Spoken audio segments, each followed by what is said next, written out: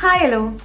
നമ്മൾ നോർമലി ചോദിക്കുന്ന ചോദ്യങ്ങളാണ് കഴിച്ചോ, എത്തിയോ, പോയോ എന്നൊക്കെ, അത്തരത്തിലുള്ള ക്വസ്റ്റ്യൻസ് ഒക്കെ അല്ലേ.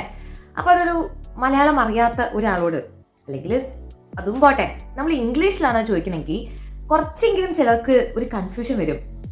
ഹാവ് ആണോ ഡിഡ് ആണോ എന്നൊക്കെ.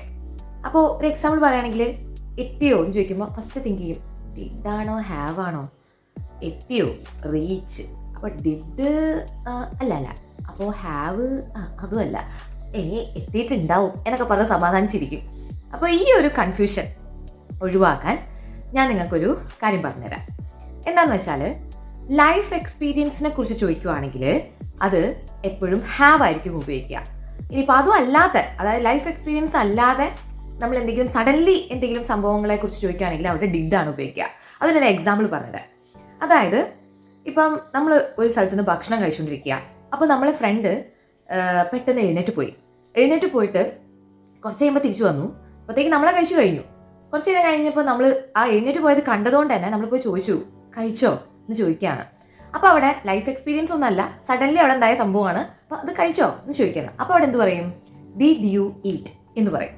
ഡിഡ് യു ഈറ്റ് എന്ന് പറയും. അപ്പോൾ അവിടെ ഡിഡ് ആണ് ഉപയോഗിച്ചത്.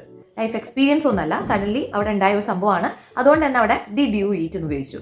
പക്ഷേ ഇപ്പം എൻ്റെ കയ്യിൽ ഒരു വെറൈറ്റി എന്തെങ്കിലും ഒരു ഫ്രൂട്ട് ഉണ്ടെന്ന് വിചാരിച്ചോ.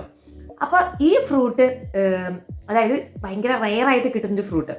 അപ്പോൾ ഞാൻ ആ ഫ്രൂട്ട് കഴിച്ചിട്ടുണ്ടോ എന്ന് ചോദിക്കുകയാണ്. അപ്പോൾ അതെങ്ങനെ ചോദിക്കും? ഡിഡ് യു ഈറ്റ് എന്നല്ല ചോദിക്കേണ്ടത്. അവിടെ അതൊരു എക്സ്പീരിയൻസ് ആണ് ചോദിക്കുന്നത്. അപ്പോൾ have you eaten this, have you eaten this. അപ്പോൾ ലൈഫ് എക്സ്പീരിയൻസിനെ കുറിച്ചിട്ട് പറയുമ്പോൾ ഹാവ് യു എന്നും, അല്ലെങ്കിൽ അല്ലാത്ത ഉള്ള കാര്യങ്ങൾ നമ്മൾ സഡൻലി അല്ലെങ്കിൽ അല്ലാത്ത കാര്യങ്ങളൊക്കെ ചോദിക്കുമ്പോൾ ഡിഡ് യു എന്നാണ് ഉപയോഗിക്കുന്നത്. ഈ കൺഫ്യൂഷൻ ഇനി വരുത്താതെ നോക്കുക. ബൈ.